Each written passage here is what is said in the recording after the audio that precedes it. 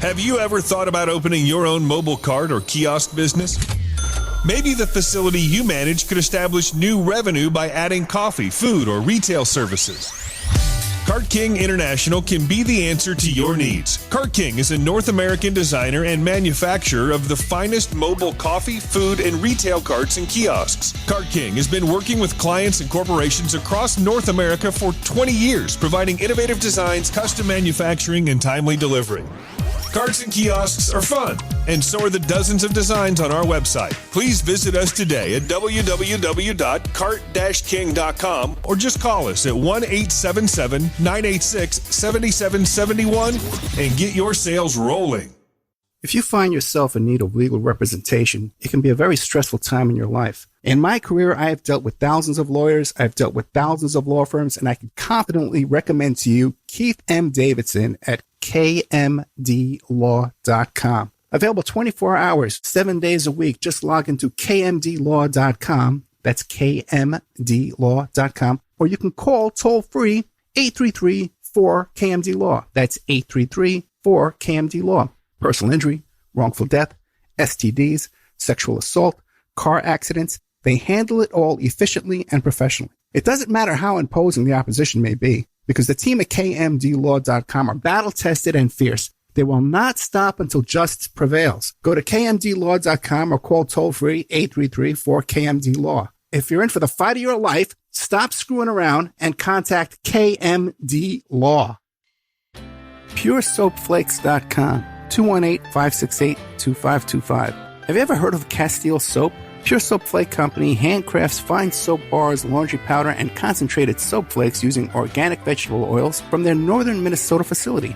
Bathe your body and wash your clothes with Pure Soap products that are free of fragrance, GMOs, palm oil, sodium lauryl sulfate, and synthetic additives. Keep it clean, folks. Pure Soap Flake Company products are kind to living creatures and sensitive skin, safe for drains and waterways, and work great in high-efficiency washers and top and front-loading machines.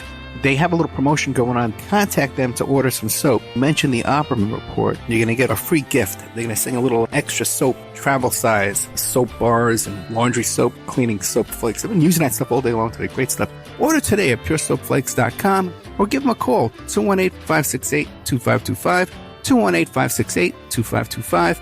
Pure Soap Flake Company is a proud member of the Handcrafted Soap and Cosmetic Guild.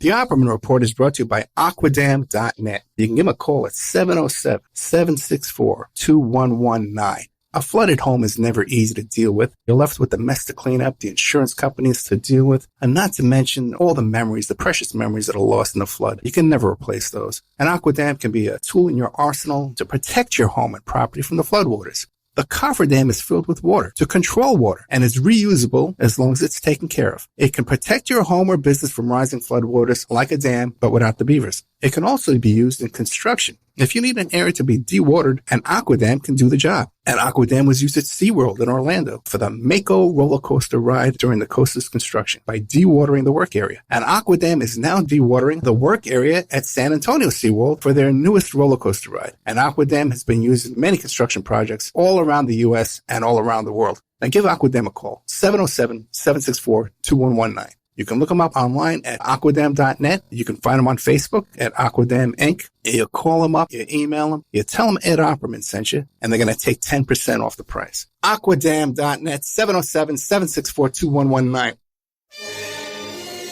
It's the Opperman Report.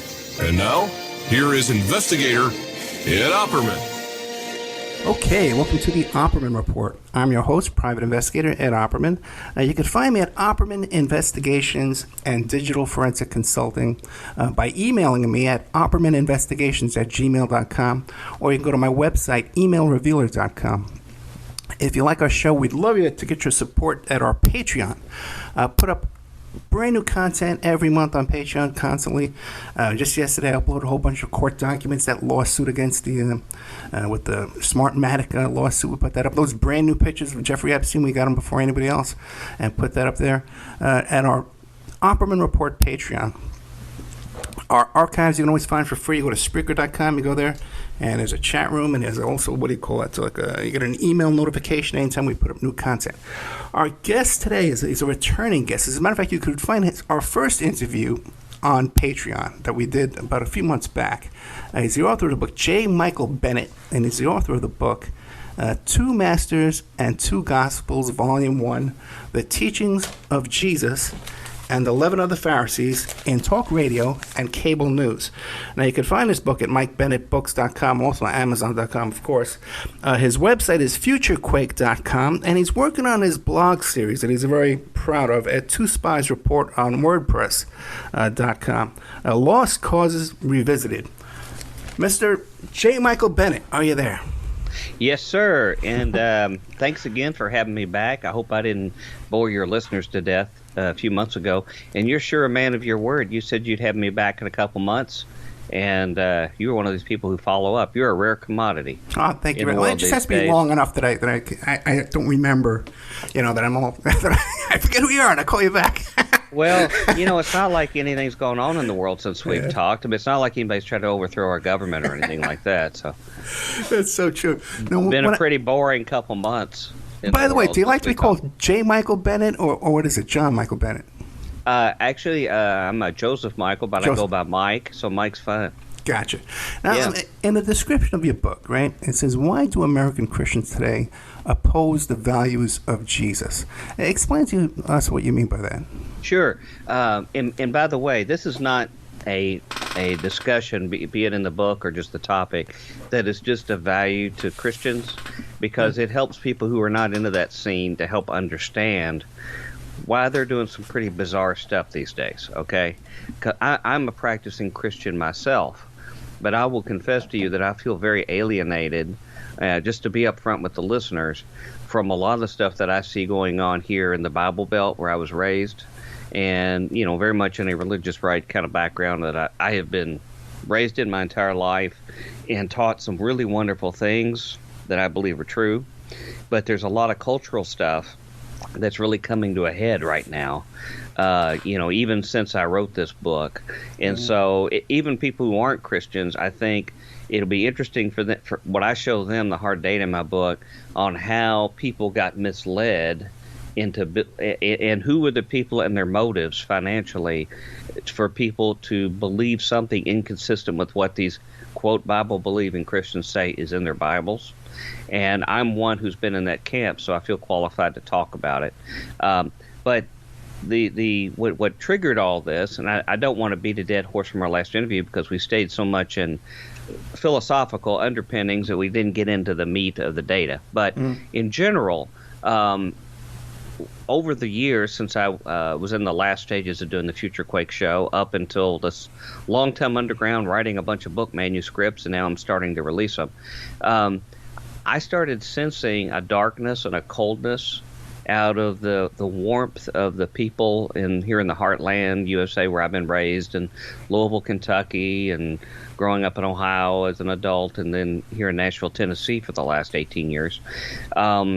A place that prides itself on the warmth of the people based upon a conservative Christian tradition, as I was raised in, and in many ways religiously still am a part of.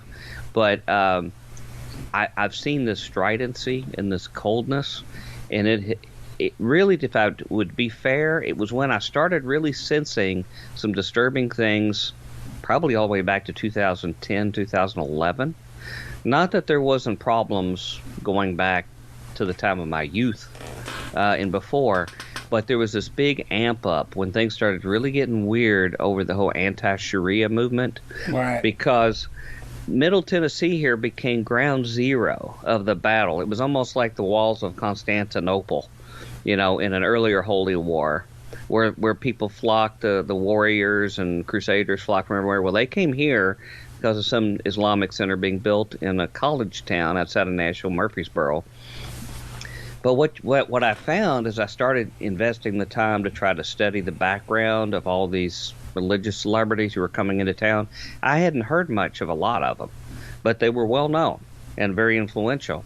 And I started finding out they were saying some pretty hateful things that were under the guise of being, defending Christendom, that really didn't have any basis in Scripture or the teachings of Jesus or whatever. But I started finding their connections to some deep pockets in corporate world, in foreign governments, in militaristic organizations, and they were using these people as mouthpieces. And they were trying to come up with some kind of, I won't say white supremacy, but sort of what we would call Western Caucasian supremacy, cultural supremacy, and trying to wrap it in the guise of some religious underpinnings to basically get people worked up in a very jaded society to make this a holy war. And that's what got me into writing what's now a 12-volume series called The Holy War Chronicles, to see how that has evolved, first of all in America, but then even in just world history. But I started seeing these demagogues pop up making outrageous claims about people, and as the internet provided additional media arms for people to widely disperse messages, where they were spreading it faster than anybody could debunk some of these wild claims they were making, it took on a life of its own. And I started seeing it in our churches, where they started believing that certain people were sacrificing kids and they were doing this and that during the anti-Sharia movement, and making just wild radical claims over people they knew nothing about. Well, so, Mike, let me ask you this. What do you think now with the local churches, right? Yeah. And I know what you're talking about. I got saved, I guess it was 1989. I got saved at a church in Las Vegas, Assemblies of God Church. Yeah, okay. And then I went back to Staten Island. I got baptized in the Holy Spirit in the Assemblies of God Church. And I was a leftist. I've always been a socialist, a leftist my whole life. Conservative, but, on the left. And I'm so turned off by these right-wing, closed-minded, militaristic people you have in the church that are against immigration, helping the refugees, that are against funding food stamps for hungry children, and all these horrible, evil attitudes. Yeah. Now, how does that come? No, I know you're talking about the big picture, the being funded, right, but the local church, why do they abandon everything Jesus taught us? That's what gets into the current book that I have published, because what I saw directed toward the people of another religion and the Islamic community, and particularly immigrants coming in and things, and started seeing these real strident positions. And then I started seeing it in local church from people who were just sweet people that would, help you if you needed help or whatever. I started seeing this flip side. And I think it's what a lot of people saw probably a generation prior toward black people in the church, the kind of churches I was raised in. It was sort of like a hushed racism, like you don't want your kid dating a black person, or what if they move in your neighborhood, or this or that. And then you had guys like Jerry Falwell used to preach about the curse of Ham, and that the sons of Noah, and how he was dark-skinned and led to the African races, and the Bible says he was cursed, and so there's some excuses to either keep them enslaved or as an underclass, and all this kind of stuff where you try to backfit some kind of religious background to support the outright racism and bigotry that we have. They just find new targets. At the beginning of the 20th century, there was a major anti-immigrant movement. It found its ways in a lot of fundamentalist churches. And I, just to disclose, you mentioned your upbringing. I was raised in a Southern Baptist church on the outskirts of Louisville, very country in a lot of ways. Wonderful, good teaching, wonderful experiences. I learned the main stuff about Jesus there. But I was raised in that and stayed in the Baptist church, and now have been affiliated with another conservative church called Calvary Chapel. So, this is where I come from. And for most of my adult life, I didn't question a lot of things. Because you were given the implication, if you started questioning some of these cultural things that they had about the poor people, like you're talking about, what we were told, it's all lazy people, who buy T-bone steaks with their food stamps or drive Cadillacs. That's what I was raised in, people who had any kind of public assistance or whatever. If you question any of that, well, then you're questioning Jesus. Or you're questioning the Bible if you start questioning these kind of things. And so it's taken time for me to dedicate the time to very carefully unwrap these kind of things and see how completely different they are from what we read from simple words of Jesus and the guys that followed him. And what I found, and I document in this book, was that there have been forces who had a vested financial interest in being able to maintain that narrative, and they found the group that could help keep everybody in line was the clergy, and by clergy, to the overwhelming number of practicing Christians in America. So they began building a narrative to basically conserve the status quo of who were the haves and who had a seat at the table of societal influence. And they found the clergy was the most effective mouthpiece to be able to do that. And that is really what I get at in the book. And in our last discussion on here, I talked about the beginning of the book of how I really felt burdened to sort of veer away from wrapping up on the religious holy war book series to address this because of the last 4 or 5 years on how the hate has been broadened to be more like a Dirty Harry kind of thing. Dirty Harry used to say he wasn't racist because he hated everybody. And that's what I see in a lot of my fellow, quote, Bible-believing Christians, is that they've expanded their hate to include just about anybody outside their circles. I saw it was becoming such a menace. I mean, here we had people storming our Capitol, threatening to hang all of the, Congress people while they're carrying signs that says Jesus saves on it and things like this. And actually praying. They were actually praying at the same time, too, as well. What in the world is going on with the society? And then we find lots of sympathizers who try to excuse or divert what went on, and they say, well, I wasn't part of that. I didn't have the horns on my head and a QAnon flag, but yet they try to excuse, divert, refuse to admit there's a problem. And so in the last time we visited, I laid out how this other gospel developed that really showed itself to be an enemy of the poor, enemy of the downtrodden, supported big business, wealth class, privatizing everything, making everything for profit. And in the early part of my book, I sort of show how this was the same identical teaching and value system the Pharisees taught, and Jesus called it out. He said, this is what is the leaven of the Pharisees. You need to avoid this. And it says in Scripture that the Pharisees opposed them because they were lovers of money. And so that affected how they looked at the little people, people on the margins, anyone who needed help. Because they were lovers of money and they saw themselves as elite or elect, I guess you could say, they justified this kind of view, looking down at other people.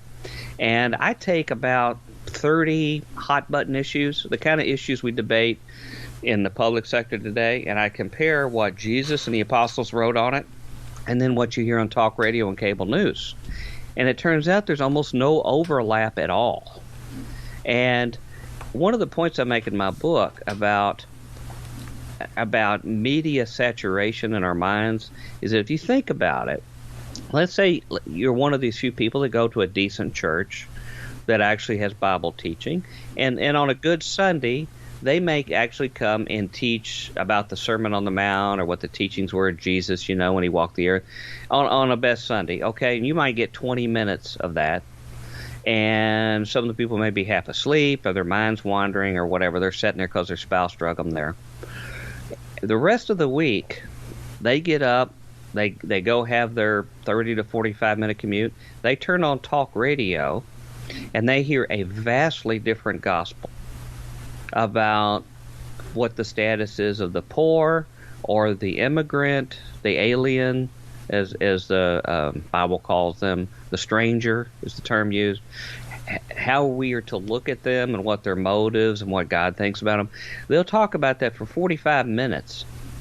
Then they get to work. They turn on talk radio in the background, and it's all in almost on a subliminal level, playing all day while they're working at their computer during the day.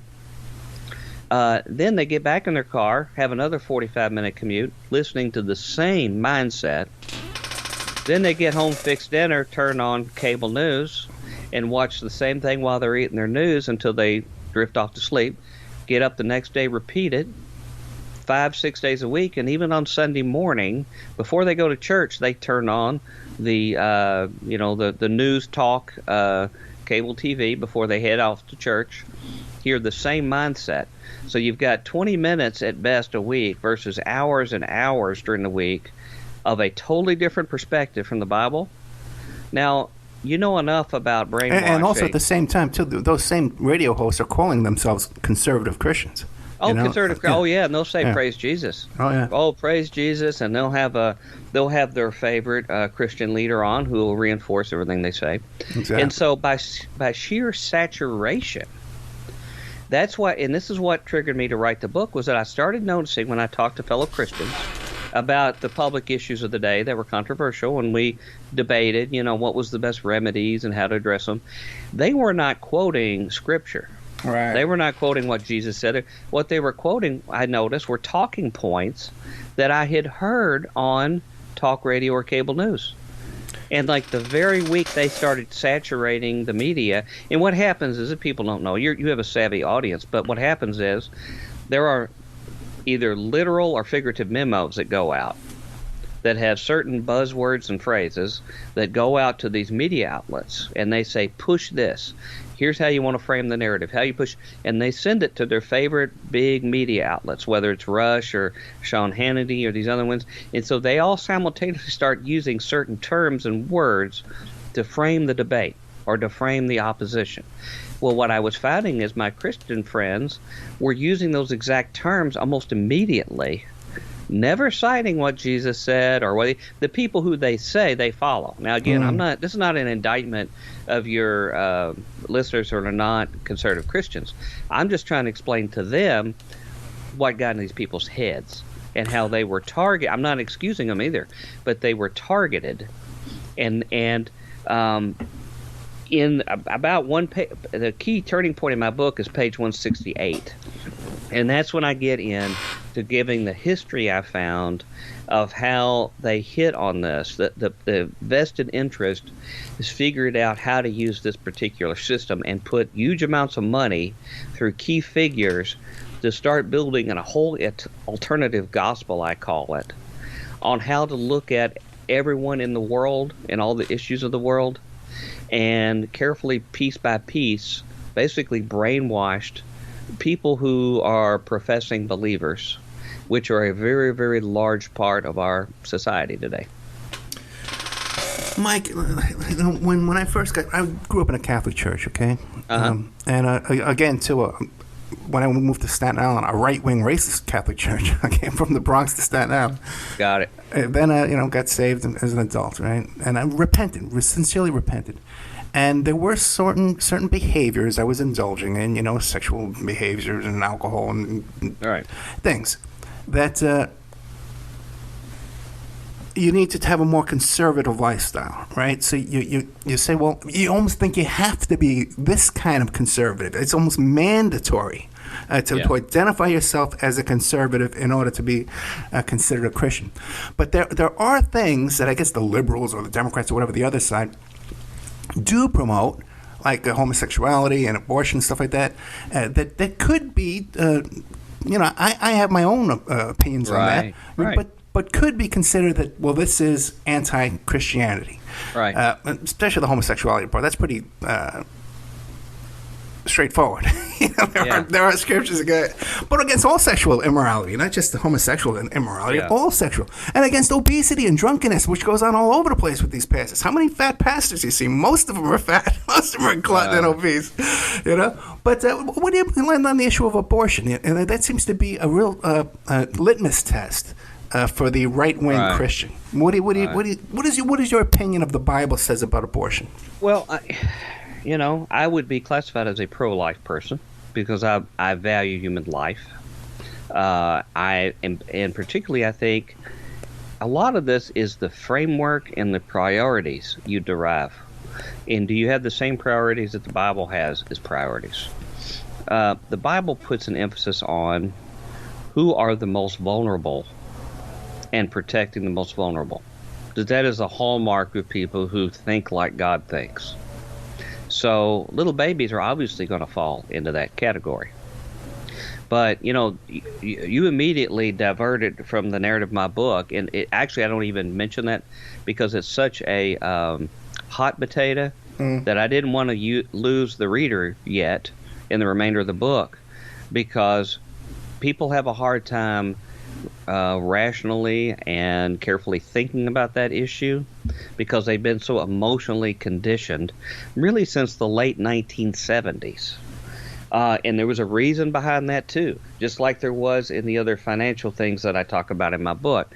The late 1970s is when, and I'll exclude the Catholics a little bit. Catholics have always had a pretty consistent position on this, but the rest of their religious right people had a very different view. And it's shocking when I went back and looked in history on how they looked at these issues. And I'm going to eventually write probably a small book on this topic because it's one of the elephants in the room.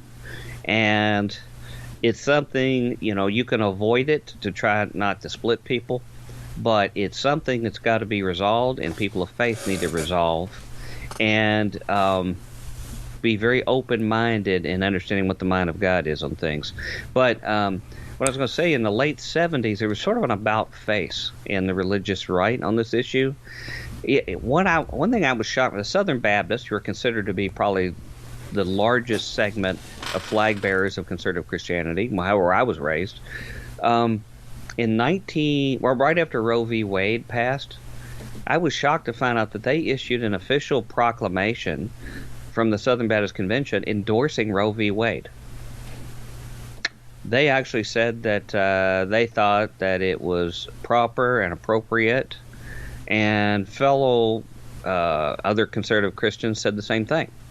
Guys I was shocked looking at how far they went. W.A. Criswell, who's considered one of the most preeminent arch-conservative theologians in America, actually wrote that he didn't even think that a baby was a human until some considerable time after it had left the womb. Wow. And this is what the prevailing thinking was. And so all this didn't happen in a vacuum when this happened. Now, here's a curious thing that's happened since Roe v. Wade. And I've always been, against it and pro-life attitude. But what I have found is that people like of my camp call themselves pro-life. If you really peel the onion back, they're really not so much pro-life as they are anti-Roe v. Wade. Or pro-birth, actually, because especially too, listen, every human life is precious, and no one wants to see a life lost or prevented. But if you look at the number one reason why people get abortions, it's economics. They can't afford it. That's right. That's and right. I know. Then drug addiction is another one. Sex trafficking. You're being abused. Those are the things we need to cure. What I mean? Well, and if you really cared about human life, you'd be addressing those issues. You're doing a mind meld with me. Okay. You just I always say, why say it in 10 words when 100 will do? So it just takes me a while to spit it out. But you're getting to the crux of it. A true holistically pro-life person would say, not is how can we do legislation to say gotcha, that we can overcome our enemies, but we would say, how can we save the most babies? That's what a pro-life person does. How can we save the most babies? The way to save the most babies is to make sure that we create an environment that best cultivates those babies coming into the world, being nurtured, and grow into adulthood. That's the best way to save the most babies and thus be pro-life on that issue. And what I find is my fellow conservative pro-lifers seem very ambivalent about providing prenatal care for expectant mothers, health care. In fact, they got all behind legislation at the beginning of the previous presidential term to get rid of any kind of health care, including for those with pre-existing conditions. I mean, it's a very Darwinian view that they have on just about everything. And that includes providing the proper environment for children to be raised. Now, here's another dose of realism that is not talked about in their idealism, because idealism is what shuts down their thinking and actually keeps them in lockstep. Sadly, abortion is something that is easier to hide it occurring, and thus a very real life taken, just as much whether it's an official abortion, than prohibition and moonshine still. We know how effective prohibition was at stopping the destruction of alcohol in the lives of human beings. We know that in history. Did prohibition stop the abuse of alcohol? No, it just drove it underground. People were generating rot gut. People were taking greater risk, and it was a disaster. Crime came up about it. Vast underground activity went on because it really was generally unenforceable. Now we have a situation where there were so many abortions going on in the back alleys that nobody knows about, that passing a law saying that you can't do a legal abortion makes everybody feel better. You can pat each other on the back and say, well, we did something. We stopped this great evil. Okay? And taking human life is a terrible thing. But it didn't really stop the abortions. All it did was it made people feel like, well, they're not doing it in our face, and so we've stopped these kind of things.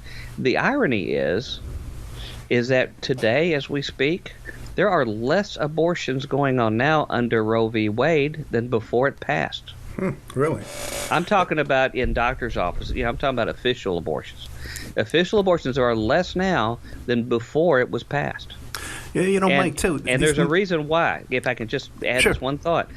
The big decline occurred after 2008, and it dropped precipitously.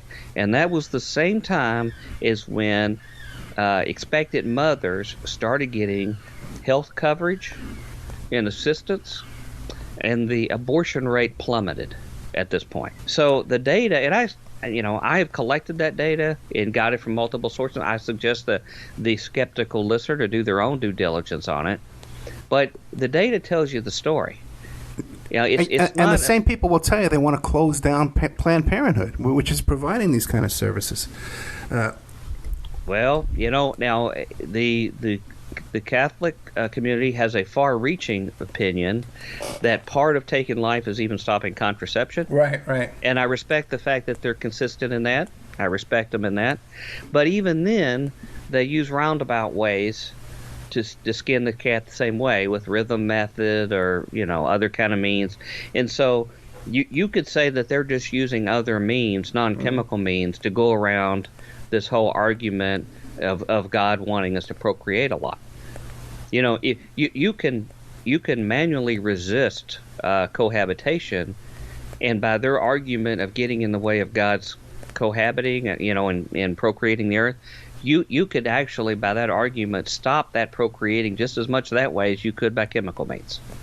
So really, if you're going to go down that argument that God wants us to perpetually breed and this stuff stops it, well, the fact that you withhold relations with your spouse is really the same kind of resistance to that. And so that's part of the difficulty with that argument.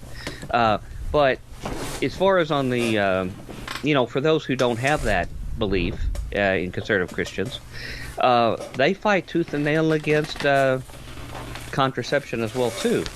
And so what it does is it creates an environment where life is taken as a result, and they seem that is more acceptable to them than to prevent that great sin or tragedy in the meantime.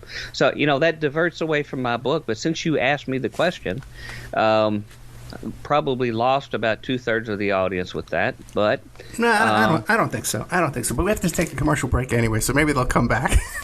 Well, yeah, because there's something that I think we can more consistently argue, and that is how moneyed interest started investing in people to actually get us to accept their values and their greed values rather than the values that the carpenter from Nazareth taught us. I would like to hammer you down and nail you down. Speaking of carpenters, nail you down on exactly who these moneyed interests are, if you can be more specific. But we'll be right back. We are with J. Michael Bennet. The book is called Two Masters and Two Gospels, Volume 1. The Teaching of Jesus versus the Leaven of the Pharisees in talk radio and cable news. You can find him at MikeBennettBooks.com. FutureQuake.com is another website. His blog series, Lost Cause Revisited, you could find on twospiesreport.wordpress.com. We'll be right back with more of J. Michael Bennet after these messages. And now a word from our sponsors. If you find yourself in need of legal representation, it can be a very stressful time in your life. In my career, I have dealt with thousands of lawyers, I've dealt with thousands of law firms, and I can confidently recommend to you Keith M. Davidson at kmdlaw.com. Available 24 hours, 7 days a week. Just log into kmdlaw.com, or you can call toll-free 833-4KMD-LAW. They handle it all efficiently and professionally. It doesn't matter how imposing the opposition may be, because the team at kmdlaw.com are battle-tested and fierce. They will not stop until justice prevails. Go to kmdlaw.com or call toll-free 833-4KMD-LAW. If you're in for the fight of your life, stop screwing around and contact KMD Law. Are you ready to change your life, but don't know how to start? Is your stress and worries keeping you awake at night? Have you been battling grief, anxiety, or depression all alone? Have you lost touch with your own sense of being or spirituality? Soul Free Therapies offers professional and affordable live video streaming counseling and coaching services from the comfort of your own home. Sessions offered in English, Spanish, and Portuguese.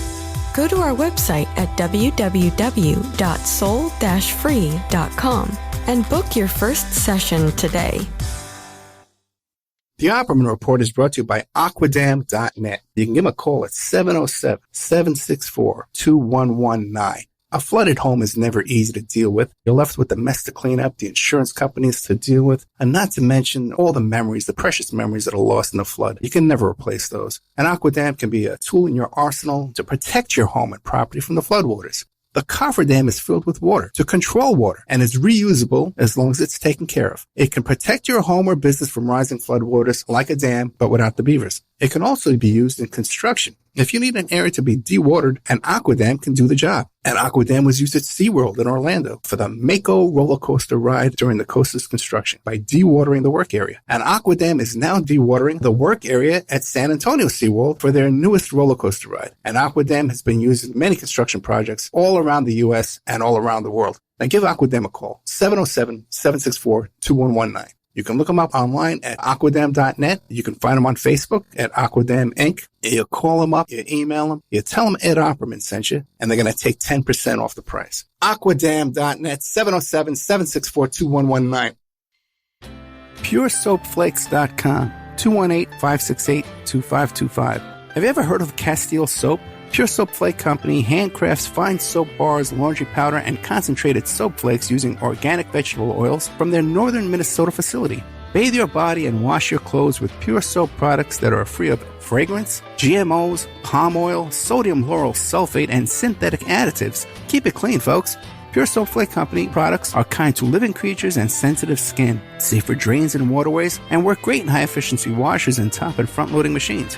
They have a little promotion going on. Contact them to order some soap. Mention the Opperman Report. You're going to get a free gift. They're going to send a little extra soap, travel size, soap bars and laundry soap, cleaning soap flakes. I've been using that stuff all day long today. Great stuff. Order today at puresoapflakes.com or give them a call, 218-568-2525, 218-568-2525. Pure Soap Flake Company is a proud member of the Handcrafted Soap and Cosmetic Guild.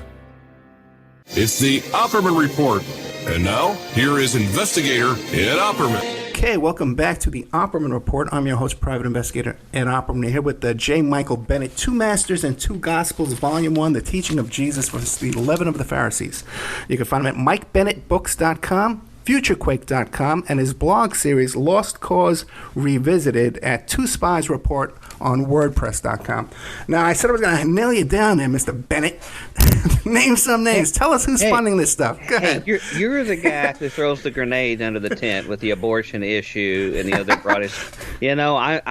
I'm like the guards at the Nuremberg trials. I'm just following orders from you here, okay? So gotcha. I hope we didn't lose everybody on that debate. That debate, we could have 10 shows on that one issue.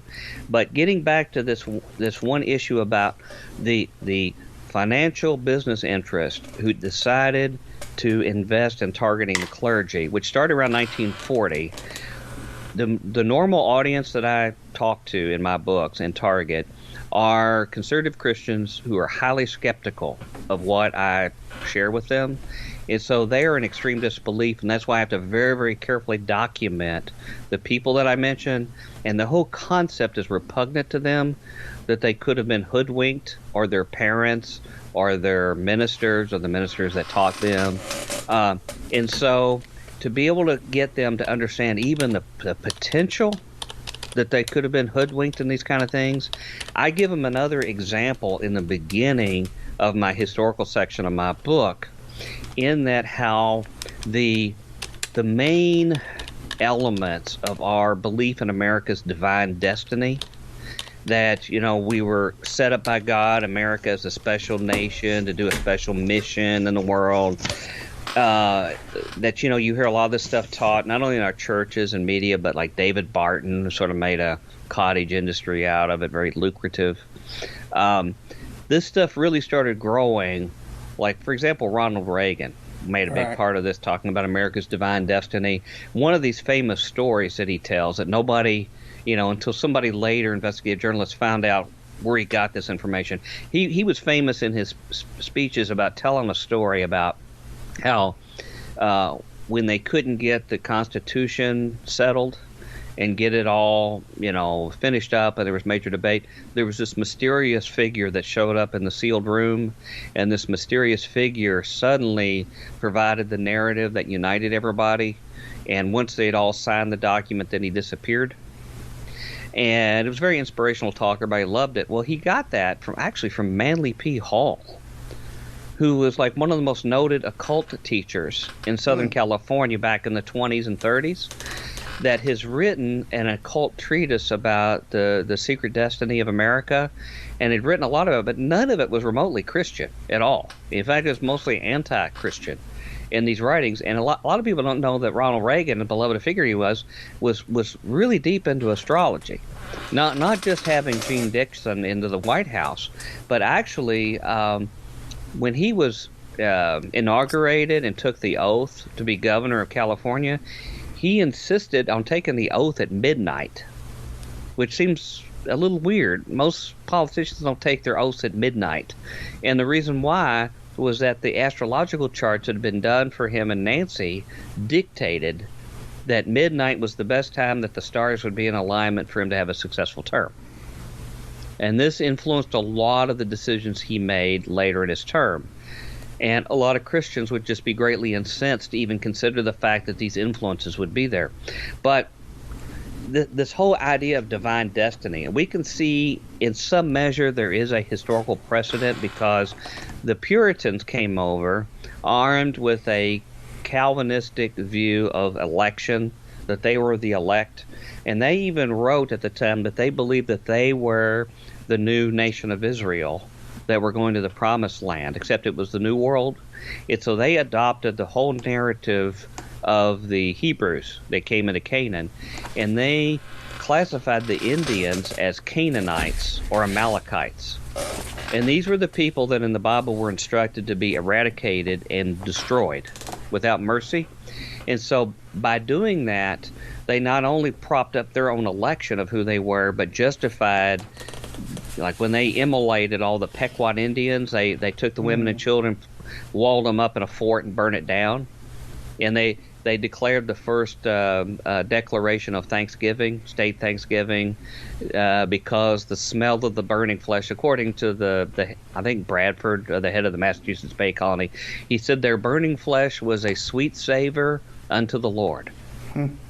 So a lot of this does have some older roots, but what really made it take off for those of us who were raised in conservative churches, and all of this other stuff about, one nation under God, getting divine destiny, was actually kicked off in 1947.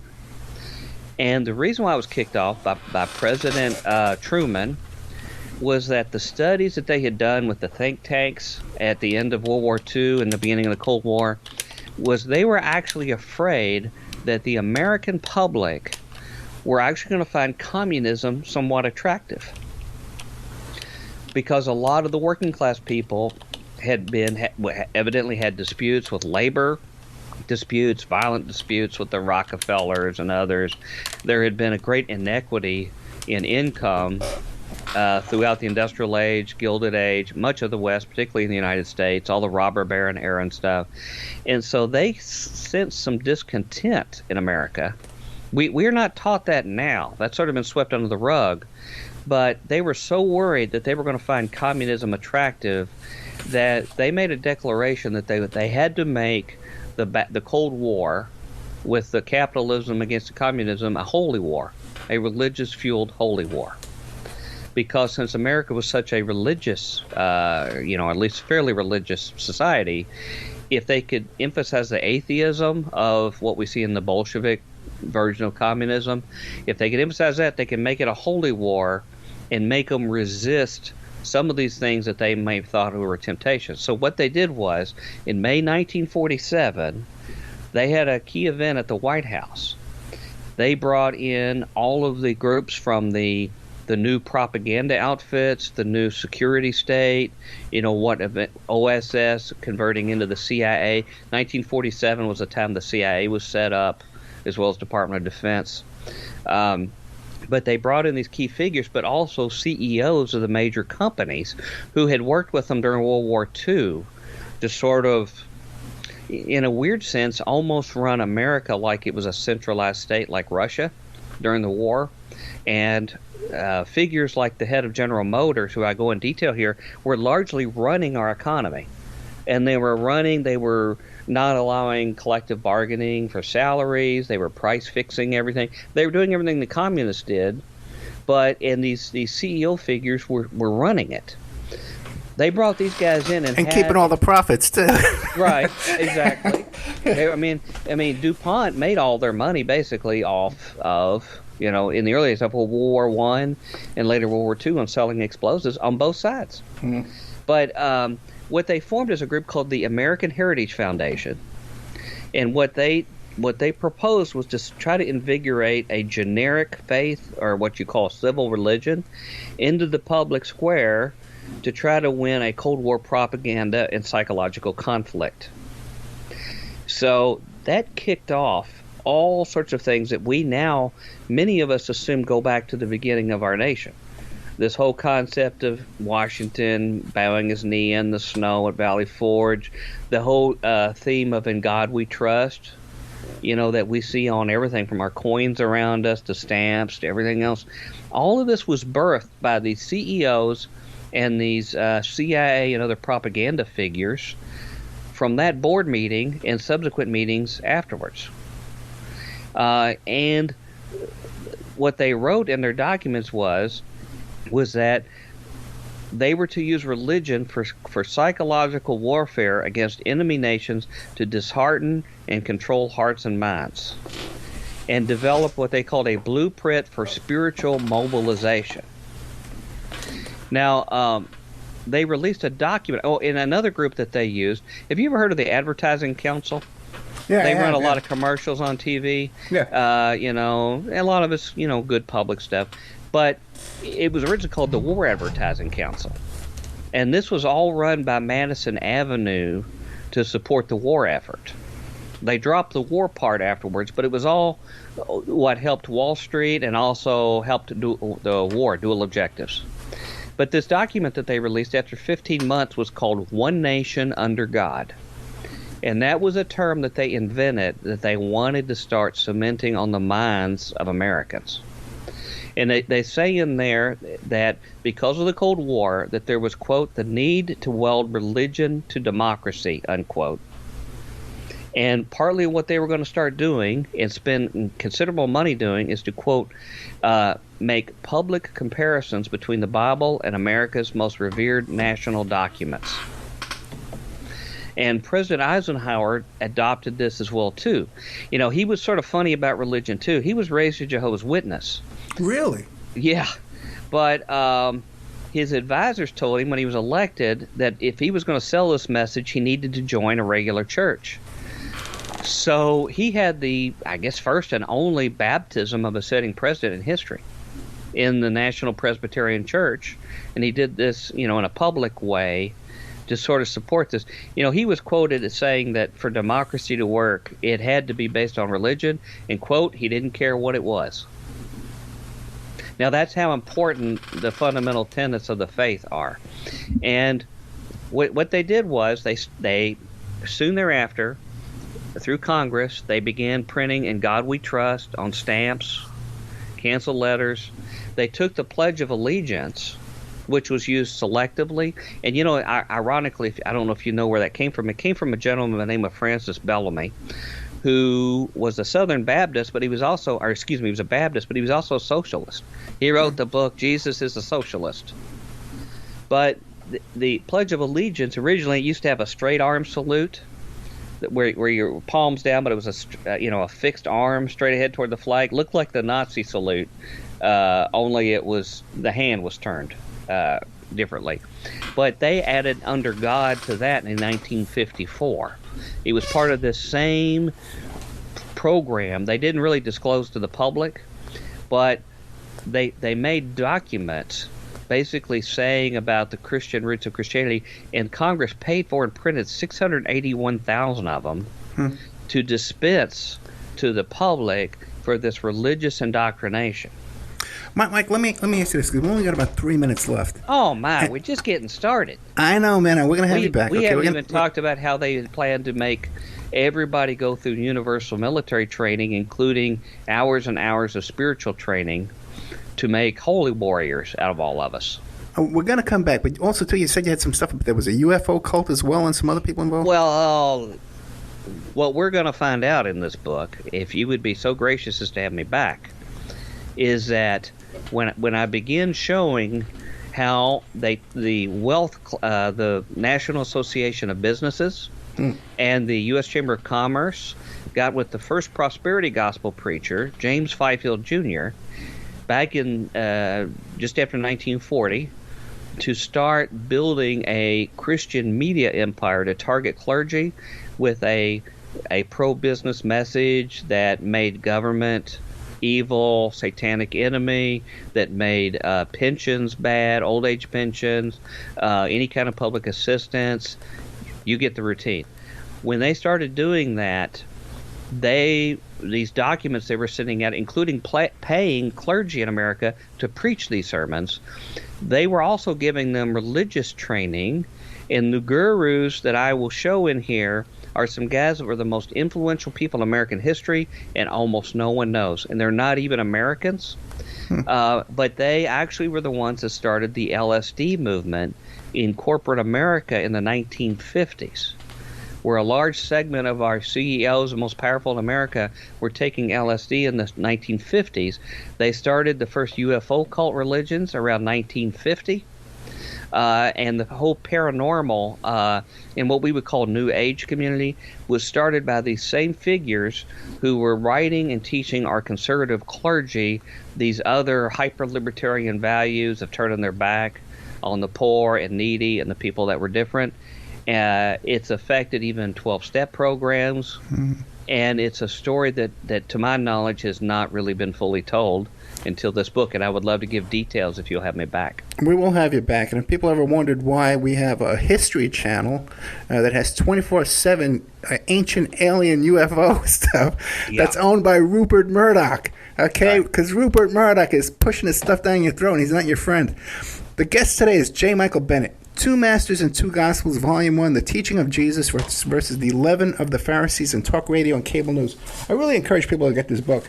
You can find it at MikeBennettBooks.com. Futurequake.com is another one of his websites.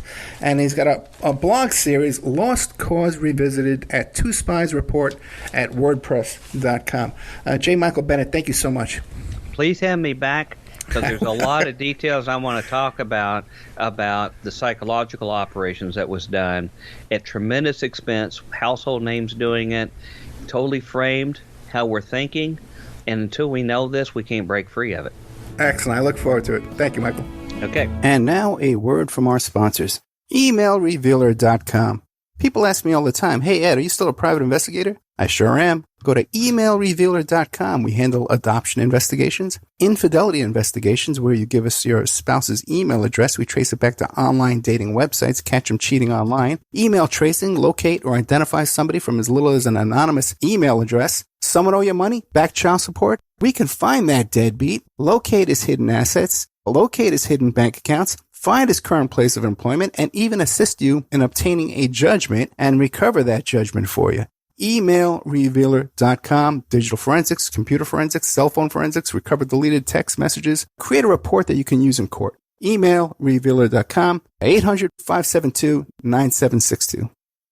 The Opperman Report is brought to you by Aquadam.net. You can give them a call at 707-764-2119. A flooded home is never easy to deal with. You're left with the mess to clean up, the insurance companies to deal with, and not to mention all the memories, the precious memories that are lost in the flood. You can never replace those. And Aquadam can be a tool in your arsenal to protect your home and property from the floodwaters. The cofferdam is filled with water to control water and is reusable as long as it's taken care of. It can protect your home or business from rising floodwaters like a dam, but without the beavers. It can also be used in construction. If you need an area to be dewatered, an Aquadam can do the job. An Aquadam was used at SeaWorld in Orlando for the Mako roller coaster ride during the coaster's construction by dewatering the work area. An Aquadam is now dewatering the work area at San Antonio SeaWorld for their newest roller coaster ride. An Aquadam has been used in many construction projects all around the U.S. and all around the world. Now give Aquadam a call, 707-764-2119. You can look them up online at aquadam.net. You can find them on Facebook at Aquadam Inc. You call them up, you email them, you tell them Ed Opperman sent you, and they're going to take 10% off the price. Aquadam.net, 707-764-2119. Have you ever thought about opening your own mobile cart or kiosk business? Maybe the facility you manage could establish new revenue by adding coffee, food, or retail services. Cart King International can be the answer to your needs. Cart King is a North American designer and manufacturer of the finest mobile coffee, food, and retail carts and kiosks. Cart King has been working with clients and corporations across North America for 20 years, providing innovative designs, custom manufacturing, and timely delivery. Carts and kiosks are fun, and so are the dozens of designs on our website. Please visit us today at www.cart-king.com or just call us at 1-877-986-7771 and get your sales rolling. If you find yourself in need of legal representation, it can be a very stressful time in your life. In my career, I have dealt with thousands of lawyers, I've dealt with thousands of law firms, and I can confidently recommend to you Keith M. Davidson at kmdlaw.com. Available 24 hours, 7 days a week. Just log into kmdlaw.com, or you can call toll-free 833-4KMD-LAW. Personal injury, wrongful death, STDs, sexual assault, car accidents. They handle it all efficiently and professionally. It doesn't matter how imposing the opposition may be, because the team at kmdlaw.com are battle-tested and fierce. They will not stop until justice prevails. Go to kmdlaw.com or call toll-free 833-4KMD-LAW. If you're in for the fight of your life, stop screwing around and contact KMD Law. PureSoapFlakes.com, 218-568-2525. Have you ever heard of Castile Soap? Pure Soap Flake Company handcrafts fine soap bars, laundry powder, and concentrated soap flakes using organic vegetable oils from their northern Minnesota facility. Bathe your body and wash your clothes with Pure Soap products that are free of fragrance, GMOs, palm oil, sodium lauryl sulfate, and synthetic additives. Keep it clean, folks. Pure Soap Flake Company products are kind to living creatures and sensitive skin, safe for drains and waterways, and work great in high-efficiency washers and top and front-loading machines. They have a little promotion going on. Contact them to order some soap. Mention the Opperman Report. You're going to get a free gift. They're going to send a little extra soap, travel size, soap bars and laundry soap, cleaning soap flakes. I've been using that stuff all day long today. Great stuff. Order today at PureSoapFlakes.com. or give them a call, 218-568-2525, 218-568-2525. Pure Soap Flake Company is a proud member of the Handcrafted Soap and Cosmetic Guild. Are you ready to change your life, but don't know how to start? Is your stress and worries keeping you awake at night? Have you been battling grief, anxiety, or depression all alone? Have you lost touch with your own sense of being or spirituality? Soul Free Therapies offers professional and affordable live video streaming counseling and coaching services from the comfort of your own home. Sessions offered in English, Spanish, and Portuguese. Go to our website at www.soul-free.com and book your first session today.